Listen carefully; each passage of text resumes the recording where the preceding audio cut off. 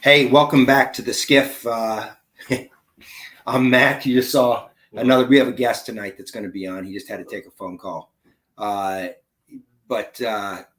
we're gonna get into a couple subjects tonight. But there's something that Chris and I have been discussing that is extremely important, and we don't think enough people are paying attention to what's going on, and it's the ammo. It's the ammo deal that's going down and the sale of Vista to a foreign entity.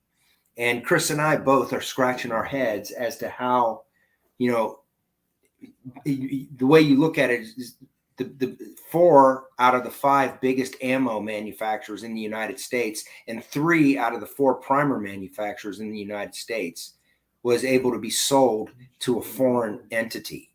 Now, the foreign entity is the Czechoslovak group, which is run by a 27-year-old.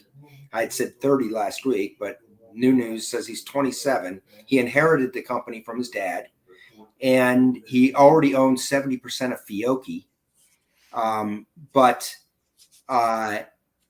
This, to me, sounds like it is a recipe for disaster, Chris, because when you look at the breakdown, who originally owned Federal, CCI, Spear? It was ATK. ATK was a spinoff of Honeywell.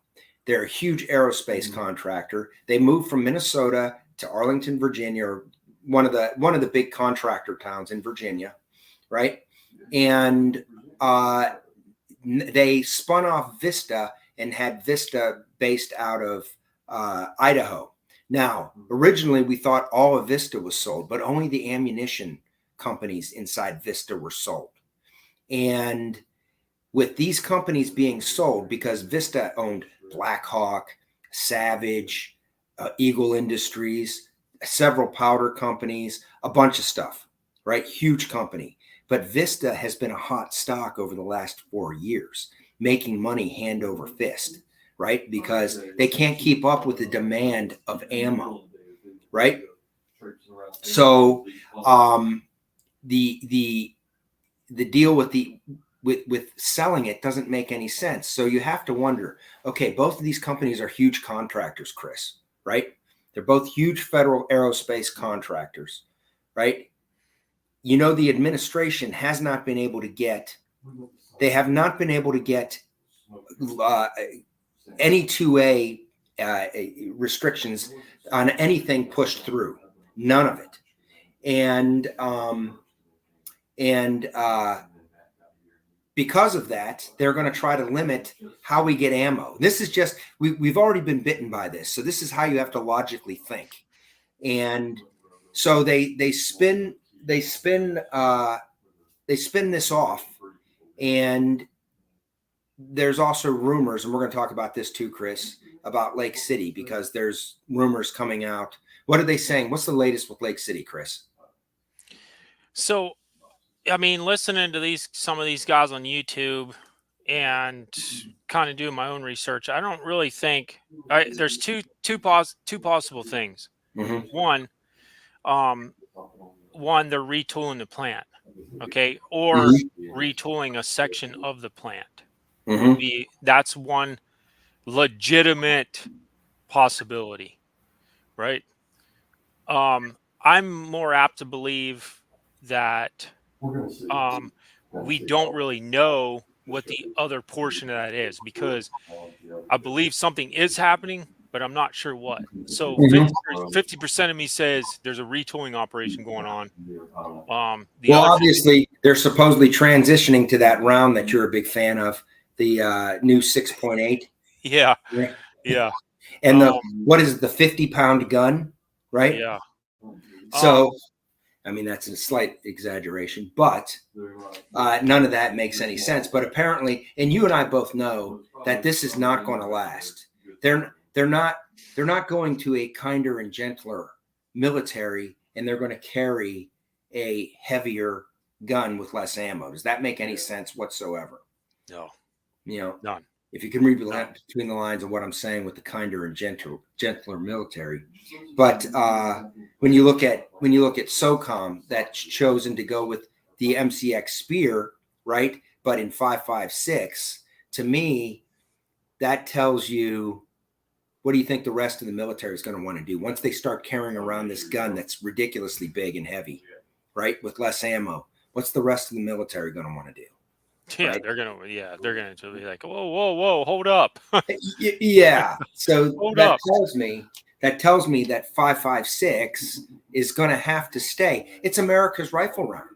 But right now you're looking, we kind of veered off the subject of this a little bit, but you're looking at 65 cents a round right now. And I'm saying if it keeps going on this trajectory, it's going to be $1 a round. They've basically killed the most popular carbine rifle round in the United States. America's gun is the AR-15.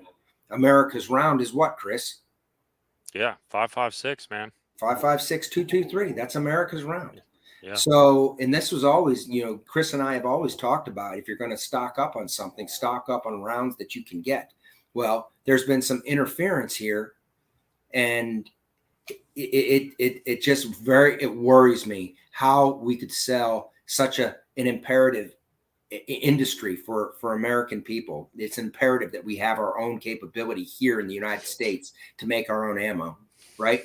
We're pushing these wars all over the place. We have driven our strategic oil reserves down to almost nothing. And that's no joke. There's like days of oil left, and it's the lowest it's ever been since we created it, right? We are trying to collapse our industry here, trying to force companies to push EVs that people don't want, that are designed basically to destroy, the energy industry and the auto industry. You add all these pieces together, pushing wars all over the place, sending money when we're broke, running $2 trillion deficits every year. Okay, when a big part of the wealthiest nations in the world are trying to go with their own economy through BRICS. China and India are the linchpins of this, right? The two other biggest economies after the United States are China and India, right? And they're pushing this BRICS with a multitude of other countries. They're setting us up for failure. So the last line of defense. So who's to say China wouldn't look at us and say, okay, they've bankrupted the country. We produce all of their items that they need. So we produce their pharmaceuticals. We produce their microchips through Taiwan, which China will soon own, right? So where we can't. You want to tell a story about your neighbor, Chris, and what he had to do with these microchips in a brand new car? Yeah, it's funny how this stuff is, and I was sold on the whole thing almost. I was almost sold on it till his last statement. Mm-hmm. And I mean, I like my neighbor, man. He's a cool guy, but here's the deal. He leased or bought a truck, a GMC truck, that was minus the microchip for the rear camera. Okay. They basically told him it's going to be an IOU. So, he's been driving this truck for, I guess, almost a year now. And they recently contacted him and said, hey, can you bring your truck in? We have your microchips here. So what is going on with that? To me, I can't see paying for something like that, So it just highlights everything else that we've been talking about when you start putting all of these pieces together. So the only other piece we haven't talked about is our munitions. We have been sending so much in munitions over to Ukraine, and some news about Ukraine has come out here. We'll talk in a little bit. Remind me, Chris, on that. We've sent all of our munitions over there. We've sent billions, hundreds of billions of dollars over there. And I'm going to introduce everybody here quick. This is Stu. Stu's a veteran. He's from the Air Force. Yes. Right?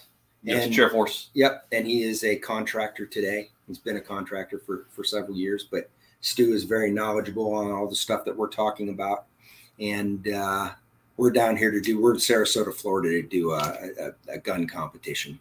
And This is why we're all together here like this. But getting back to what we were saying, you add all these pieces together, we're destroying our country. We're destroying our industry. We're opening the borders. We could have possibly 20 million people in here in the last 3 years, and there's only more to come, right?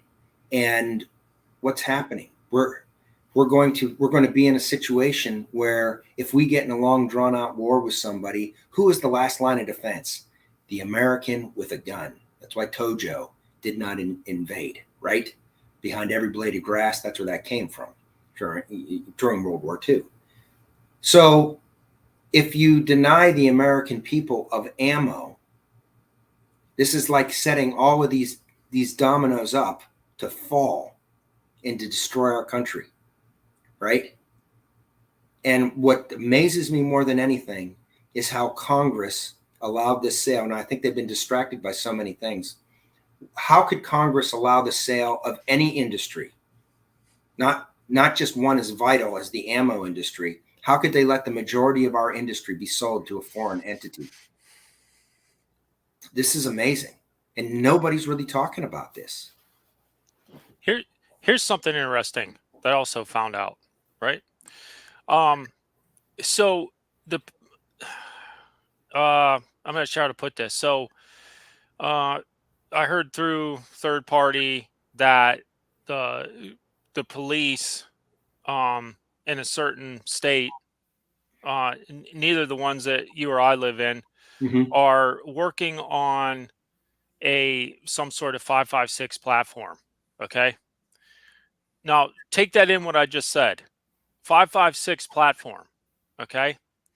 That folds or is already developed. And so when I heard this and I was like, okay, so now we've cut out 5.56 ammo somewhat or regulated it somehow, right? Or quit making, but yet we're going to arm the law enforcement across the nation with 5.56, right? Well, add to that news. Go ahead, Chris. Which they already have. We know this. You know this also. So this is them having 5.56 is no big news. What the big news is like they still have it. So you see when I'm using some of that blue collar logic here, going, okay, so they have it. They're allowed to have it. They're going to have a supply of it.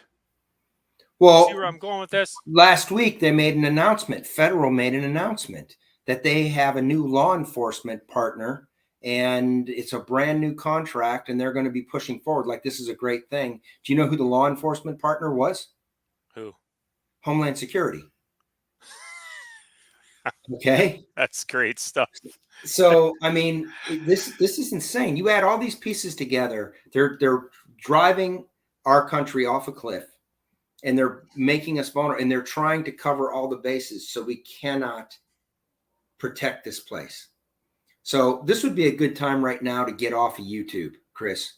So let's, if you've joined us over at YouTube, thank you. Come and join us at Rumble or Odysee. We're the Green Beret Life over there. Please come and join us over there. We can't speak freely here. So that's why we're getting off of YouTube. And Stu says YouTube sucks. Yes.